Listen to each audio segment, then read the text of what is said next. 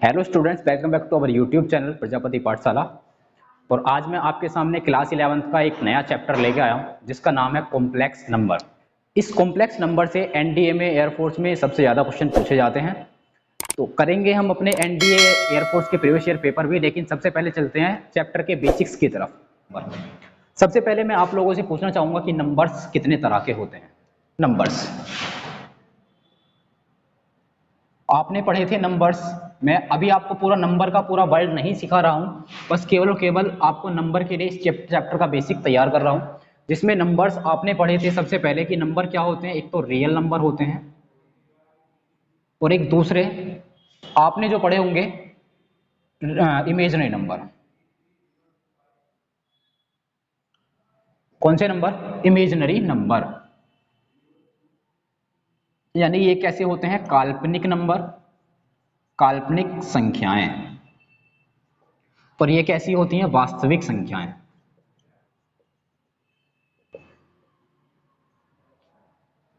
तो दोस्तों आपको पता है संख्याएं कितने तरीके से होती हैं। एक तो वास्तविक संख्याएं और दूसरा कैसी होती हैं संख्याएं? काल्पनिक संख्याएं। आप वास्तविक संख्याओं को काफी अच्छे से पढ़ चुके हैं, आपने 9th-10th क्लास तक आप वास्तविक संख्या बहुत अच्छे से पढ़ के आते हैं।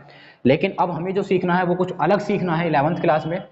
तो वास्तविक संख्याओं के बारे में अगर मैं आपसे पूछूं तो आप ये कहते हैं सर, अगर कोई नंबर लाइन है 0 1 2 3 4 dot dot dot plus infinite से लेके -1 -2 -3 -4 और कहाँ तक? ये माइनस इनफाइनाइट तक के लिए, कि जितने भी नंबर्स इस वाली नंबर लाइन पे होते हैं, वो सभी नंबर जो इस वाली नंबर लाइन पे लाई करते हैं, वो सारे के सारे नंबर्स वास्तविक संख्याएं कहलाते हैं। ठीक, चाहे वो पॉइंटों में लिखी हुई वैल्यू हो या कोई नंबर हो, जैसे 3, कोई बड़े से बड़ा नंबर, या फिर कोई फ्रैक्शन वैल्यू, वो सारी की सारी वैल्यूज क्या होती हैं? वास्तविक नंबर कहलाती हैं। ठीक है, उससे अलग अगर मैं इसको एक क्वाड्रेंट बना दूं, इसको मैं अगर एक क्वाड्रेंट बना दूं और क्वाड्रेंट बनाने के बाद आपसे ये दिखाया जाए कि ये वाले नंबर कितने हैं? प्लस का 1, प्लस का 2, plus 3, plus 4 dot dot dot, -1 -2 -3 और इधर डॉट डॉट। ठीक है, यानी कि जो वो सभी संख्याएं जो नंबर लाइन पे स्थित नहीं होती हैं, वो सभी संख्याएं जो नंबर लाइन पे स्थित नहीं होती हैं कैसी कहलाती हैं? काल्पनिक संख्याएं कहलाती हैं। यानी कि square root of any negative number, यानी कि हिंदी में हम बात करें किसी ऋणात्मक नंबर,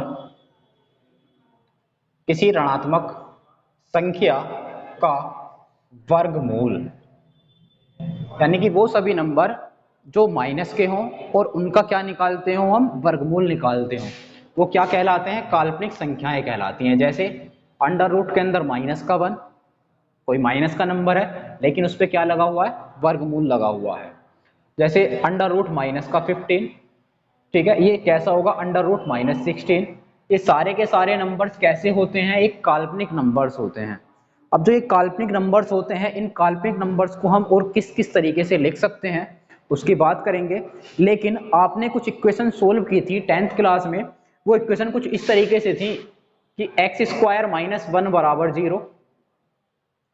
तो आप कैसे करते थे उसे? x² बराबर -1, दूसरी तरफ जाएगा तो +1, या फिर x बराबर आप निकालते थे प्लस माइनस के अंडर रूट 1। ठीक है, तो आपने ऐसी तो वैल्यू निकाली है, ये वैल्यू किसकी आती थी? प्लस की वैल्यू आती थी। लेकिन अगर आपके सामने कोई वैल्यू इस तरीके की आ जाए कि x² + 4 = 0, तब आप कैसे सोल्व करेंगे? x² = -4, तब x = कितना हो जाएगा? अंडर रूट के अंदर -4। अब यहां पे क्या आ गया? अंडर रूट के अंदर -4। जब ऐसी वैल्यूज आ जाती थी तो आप इन क्वेश्चंस को नहीं करते थे, क्योंकि आपको 10th क्लास तक नहीं करना होता था। ठीक है, लेकिन अब आपको यहाँ पे एक नई चीज सीखनी है कि अगर -4 अंडर रूट के अंदर आ जाता है तो आप उसको कैसे करते हैं, उसको कैसे सोल्व करेंगे।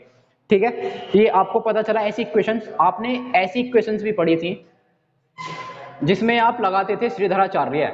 आपके पास एक equation ax² + bx + c = 0 type की अगर कोई इक्वेशन होती है, ठीक है, तो यहाँ पे आप इसके रूट निकालने के लिए एक इक्वेशन पढ़ी थी, x बराबर माइनस का b plus minus under root b square minus के 4ac और डिवाइडेड बाय 2a।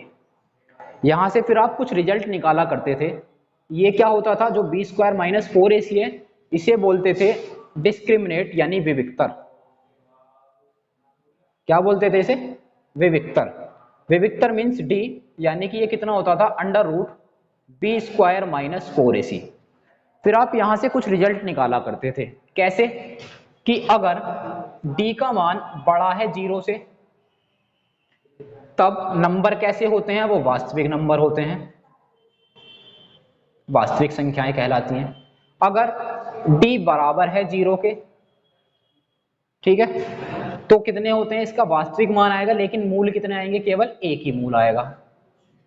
अगर d की वैल्यू छोटी होती थी 0 से, यानी कि ऋणात्मक होती थी, तो उस स्थिति में आप कहते थे कि नंबर कैसे आते हैं, काल्पनिक संख्याएं आती हैं, यानी कि मूल कैसे आते हैं उसके, काल्पनिक संख्याएं आती हैं। लेकिन आपने इसके क्वेश्चन किए थे, इसके क्वेश्चन किए थे, इसके क्वेश्चन नहीं किए थे। तो इसके क्वेश्चन आपको कहाँ करने हैं, आपको क्लास 11th में करने हैं। समझ में आ रहा है कि इसका बेस क्या बन रहा है। डी बराबर जो आपने काल्पनिक संख्याएं तो देखी थी, वो काल्पनिक संख्याएं क्या होती हैं, वही काल्पनिक संख्याएं ये होती हैं। काल्पनिक संख्या अगर लिखा हुआ है अंडर रूट के अंदर -1, तो आप इस जो माइनस का 1 लिखा हुआ है आप उसको लिख सकते हैं आयोटा स्क्वायर। अब ये आय क्या है, एक ग्रीक भाषा का वर्ड है, ग्रीक लैंग्वेज का एक वर्ड है जिसका नाम है आयोटा, IOTA। इसे क्या बोलते हैं, आयोटा। डिनोट किससे करते हैं, केवल आई से इसे डिनोट करते हैं, ठीक है। ये क्या है, एक आयोटा। आयोटा किससे डिनोट करते हैं, आई से डिनोट करते हैं, जिसकी वैल्यू कितनी होती है हमारे पास, अंडर रूट -1। या फिर आयोटा स्क्वायर किसके बराबर होता है, वो -1 के बराबर होता है, ठीक है। तो यहां से माइनस का 1 था, उसको क्या लिख सकता हूं मैं, आयोटा का स्क्वायर, ठीक है। तो आयोटा स्क्वायर जब मैं लिखता हूं तो ये कितना हो जाएगा, केवल अंडर रूट से बाहर निकालो, केवल कितना बचेगा, आई, अंडर रूट आयोटा स्क्वायर, लेकिन अंडर रूट से बाहर निकालोगे तो कितना बचेगा, केवल आई बचता है। तो वो सभी नंबर्स को हम कैसे काउंट कर सकते हैं, जैसे लिखा हुआ है हमारे पास अंडर रूट -15, तो आप इसे कैसे लिखेंगे, अंडर रूट 15 इंटू -1 लिख सकते हैं, ठीक है। और जो ये -1 लिखा हुआ है उसको क्या लिखोगे आप, अंडर रूट के अंदर 15 इंटू आयोटा स्क्वायर, और आयोटा स्क्वायर जब अंडर रूट से बाहर जाएगा तो ये कैसा नंबर बन जाएगा हमारे पास, अंडर रूट 15 और आई। हम दूसरी लैंग्वेज में ऐसे भी कह सकते हैं कि वो सभी नंबर जिनके साथ आई लगा हुआ होता है वो सारे के सारे नंबर्स काल्पनिक नंबर कहलाते हैं, काल्पनिक संख्याएं कहलाती हैं। समझ आता है काल्पनिक संख्याएं क्या होती है। आपका चैप्टर है कॉम्प्लेक्स नंबर। कॉम्प्लेक्स से ही आपको पता चल रहा है, कॉम्प्लेक्स का मतलब होता है जटिल, या हिंदी में मीनिंग कहें सम्मिश्र। सम्मिश्र का मतलब सम और मिश्रण, सम का मतलब जोड़ना और मिश्रण का मतलब उन दोनों को मिश्रित करना आपस में। तो आपको मैंने जो जो पढ़ाया है, वास्तविक संख्याएं और काल्पनिक संख्याएं, तो जो आपके सामने कॉम्प्लेक्स नंबर होगा वो क्या बनेगा, वास्तविक संख्याओं और काल्पनिक संख्याओं दोनों का मिश्रण। वास्तविक संख्याएं और काल्पनिक संख्याएं दोनों का मिश्रण क्या कहलाता है, वास्तविक संख्या, कॉम्प्लेक्स नंबर कहलाता है, ठीक है। तो चलते हैं कॉम्प्लेक्स नंबर की तरफ। सम्मिश्र संख्या, सम्मिश्र संख्या को मैं कैसे लिख सकता हूं, सम और मिश्र मतलब मिश्रण, यानी कि क्या करना है, जोड़ना, और किसका, किन्हीं भी दो चीजों को मिलाकर जब हम एक साथ लिखते हैं तो उसे क्या बोलते हैं, मिश्रण बोलते हैं, मिश्रण ऑफ सम। तो क्या है हमारे पास, नंबर कैसे हैं, वो काल्पनिक नंबर, और दूसरा वास्तविक नंबर। अगर मैं वास्तविक नंबर और काल्पनिक नंबर दोनों को एक साथ जोड़ के लिख दूं तो क्या बन जाता है, एक कॉम्प्लेक्स नंबर, ठीक है। इस कॉम्प्लेक्स नंबर को मैं क्या दिखा सकता हूं कि जो z बराबर होगा, सम्मिश्र संख्या कहीं पे z से डिनोट करते हैं तो कहीं c से डिनोट करते हैं, क्योंकि c बराबर कॉम्प्लेक्स या फिर z बराबर, इसका हम नोटेशन दिखाते हैं। तो z बराबर क्या आएगा, एक तो वास्तविक नंबर, एक क्या आएगा, वास्तविक संख्या, और प्लस दूसरा क्या आएगा, काल्पनिक संख्या, ठीक है। जो वास्तविक संख्या होंगी उसको क्या दिखा सकता हूं मैं, a से, मान लो कोई नंबर है a, वो कैसा, एक वास्तविक संख्या है, प्लस जो दूसरा नंबर होगा वो कितना हो जाएगा, b, लेकिन जो काल्पनिक संख्या होती हैं अभी आपको दिखाया गया था उनके अंदर क्या आता है, आयोटा आ जाता है। जैसे लिखा हुआ था अभी माइनस के √15 मैंने आपको करके दिखाया, तो ये कितना हो जाता है, √15i हो जाता है। उसी तरीके से हर नंबर के साथ क्या आएगा, i आएगा। ठीक है, तो ये z बराबर कितना हो जाता है, a + bi। ये क्या कहलाता है हमारे पास, कॉम्प्लेक्स नंबर कहलाता है। यानी कि वो सभी नंबर जिनके साथ रियल पार्ट भी हो और एक इमेजिनरी पार्ट भी हो, वो कैसा कहलाता है, वास्तविक नंबर, वो कॉम्प्लेक्स नंबर कहलाता है। अब जो इसका ये वाला पार्ट है a, इस वाले पार्ट को मैं क्या दिखा सकता हूं कि a रियल है। ये क्या है, a रियल पार्ट है। या फिर मैं अगर इसको z का पार्ट दिखाने लगूं तो ये कैसा होगा, रियल, और ये कैसा होगा, इमेजिनरी। तो इसको डिनोट करने के लिए मैं इसको ऐसे दिखाऊंगा कि जो z होता है वो किसके बराबर हो सकता है, एक तो z रियल के बराबर और प्लस z इमेजिनरी के बराबर दिखा सकता हूं। ठीक है, आपको ये समझ में आ रहा है कि नंबर कैसे मिलेंगे आपको।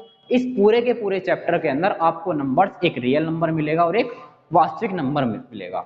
अगर आपको कहीं पे नंबर लिखा हुआ मिल रहा है z बराबर केवल i, तो आपसे क्वेश्चन है क्या ये रियल नंबर, ये क्या ये कॉम्प्लेक्स नंबर होगा या नहीं होगा, कॉम्प्लेक्स नंबर होगा।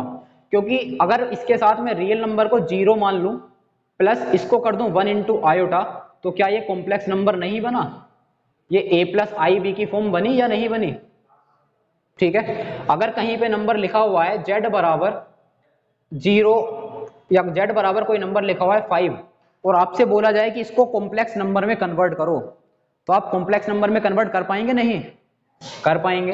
क्योंकि z बराबर आप क्या लिखेंगे, इसे 5 + के 0 आयोटा। लेकिन अभी भी इसके अंदर i आ गया, तो ये कैसा नंबर है, कॉम्प्लेक्स नंबर है।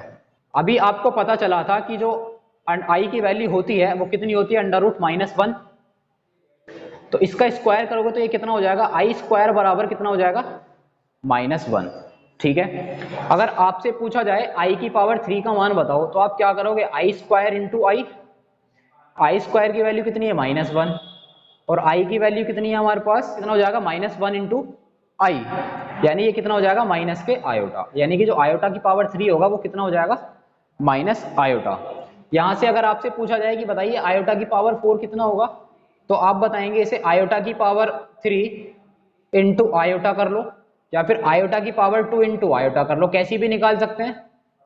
और आयोटा की पावर 2 की वैल्यू कितनी होती है, -1, और इंटू -1, तो ये कितना हो जाएगा, +1। तो हम यहां से देख सकते हैं कि जो आयोटा की पावर 4 है उसकी वैल्यू कितनी है, 1 है। आगे देख लेते हैं, और अगर लिखा हो i की पावर 5 तो क्या लिखोगे, इसे i की पावर 4 × i, तो यहां से i की पावर 5 बराबर हो जाएगा i की पावर 4 की वैल्यू 1, और 1 × आयोटा करते हैं तो कितना हो जाता है, आयोटा ही आ जाता है। i की पावर 6 करोगे तो क्या करोगे, i की पावर 4 × i की पावर 2, यहां से i की पावर 4 की वैल्यू +1 और i की पावर 2 की वैल्यू -1, तो ये कितना आ जाएगा यहाँ पे, -1। ठीक है, तो आपको यहां से कुछ रिजल्ट दिखाई दे रहा है।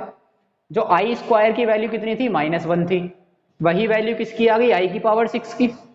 जो i की पावर 3 की थी, कितनी, माइनस का i, वो किसकी आ जाएगी, इसके बाद i की पावर 7 की आ जाएगी। जो i की पावर 3 की वैल्यू -i है, i की पावर 4 की वैल्यू कितनी आई, प्लस का i। तो आपको ये पता चल रहा है कि ये क्या होता है, एक 4 नंबर के बाद इसकी साइकिल रिपीट हो रही है। पहले पे कितनी थी हमारे पास, i² की वैल्यू -1, i की पावर 3 की वैल्यू -i की पावर 4 की वैल्यू +1, i की पावर 5 की वैल्यू फिर कितनी हो गई थी हमारे पास, i। ठीक है, उसके बाद कितना हो गया, फिर -1। तो ये वाली रिपीट होती चली जाएगी सीरीज। इसके बाद आप निकालेंगे तो i की पावर 7 की वैल्यू कितनी आएगी, -i की पावर 8 की वैल्यू निकालोगे तो कितना हो जाएगा, फिर से +1। समझ में आ रहा है। आपके पास लिखा हुआ है i की पावर 39, तो आप इसे कैसे सोल्व करेंगे, i की पावर 39 को सोल्व करने के लिए आप इसे लिखेंगे 4 की पावर में, क्योंकि i की पावर 4 की वैल्यू कितनी होती है, 1। तो i की पावर 4 और 4 की पावर कितना की 39 के आसपास आ जाए, कितना आएगा देखना, 39 को जब आप डिवाइड करेंगे कितने से, 4 से, तो ये हो जाएगा 4 × 36, कितना बचा, 3। यानी कि i की पावर 4 की पावर कितनी करूं मैं, 9, तब तो ये कितना हो जाएगा, i की पावर 36, और मल्टीप्लाई में कितना बचेगा, i की पावर 3, तो ये कितना हो जाएगा, आई की पावर 4 की वैल्यू 1, 1 की पावर कितनी है 9, इंटू आई की पावर कितनी है 3, ये तो कितना हो जाएगा केवल 1 ही हो जाएगा, इंटू आई की पावर 3 को क्या लिख सकते हो आप आई स्क्वायर इंटू आई स्क्वायर की वैल्यू कितनी होती है -1 इंटू आई, या फिर ये कितना हो जाता है माइनस का आई, या फिर आप डायरेक्ट भी लिख सकते हैं आई की पावर 3 की वैल्यू कितनी होती है माइनस का आई। ठीक है, अगर यही ऐसे हो जाता कि बताइए एड बराबर एक नंबर लिखा हुआ है 1/i की पावर 37, 1/i की पावर 37, तब उस कंडीशन में आप क्या करते, इसे बस केवल डिवाइड में ही कर लेते, i की पावर 37 है, i की पावर 4 और 4 की पावर कितना 4 निम 36, 4 निम 36 और इंटू में कितना बचता है i। ठीक है, 1/i की पावर 4 की वैल्यू 1, 1 की पावर 9 इंटू आई, यानी कि 1 बटे ये तो कितना हो जाएगा 1 ही हो जाएगा, 1 की i में मल्टीप्लाई करोगे तो i। यहां से आपको पता चलता है कि यदि डिवाइड में i आता है तो आपको कभी भी डिवाइड में i नहीं छोड़ना है, उसके लिए आपको इसके कॉन्जुगेट की ऊपर नीचे मल्टीप्लाई करनी जरूरी है। आप इसके कॉन्जुगेट की जब आप i की ऊपर भी मल्टीप्लाई करते हो i की नीचे भी मल्टीप्लाई करते हो तो ये कितना हो जाता है ऊपर i और नीचे हो जाता है ये आई स्क्वायर, और जो नीचे वाला आई स्क्वायर है उसकी वैल्यू होती है -1, तो ये कितना हो जाता है हमारे पास माइनस का आयोटा। ठीक है, कुछ लोग इस क्वेश्चन को दूसरे तरीके से भी करा देते हैं, वो ये कहते हैं कि अगर पावर ओड लिखी हुई है, अगर पावर ओड लिखी हुई है तो सबसे पहले इस पावर को इवन बना लो। ठीक है, कैसे बना लेंगे हम इस पावर को इवन, 1/i की पावर 37 था, इवन बनाने के लिए आप क्या करते i की मल्टीप्लाई ऊपर करते तो i की मल्टीप्लाई नीचा करते, तब ऊपर कितना हो जाता i और नीचे कितना हो जाता ये i की पावर 38। ठीक है, फिर से वही काम करते, i डिवाइडेड बाई ये कितना लिखा होता i की पावर 38, 38 को क्या लिखूंगा i की पावर 4, 4 की पावर 9 इंटू आयोटा स्क्वायर। ठीक, तो इसको क्या लिख सकता हूं मैं आयोटा डिवाइड बाई आई की पावर 4 की वैल्यू 1, 1 की पावर 9 इंटू आयोटा की पावर 2, आयोटा डिवाइड बाई इसकी वैल्यू तो कितनी हो जाती है 1 और आयोटा स्क्वायर की वैल्यू -1, तो ये कितना हो जाता है आयोटा डिवाइडेड बाई -1, यानी कि जो इसका आंसर आता है वो कितना आ जाता है माइनस आयोटा।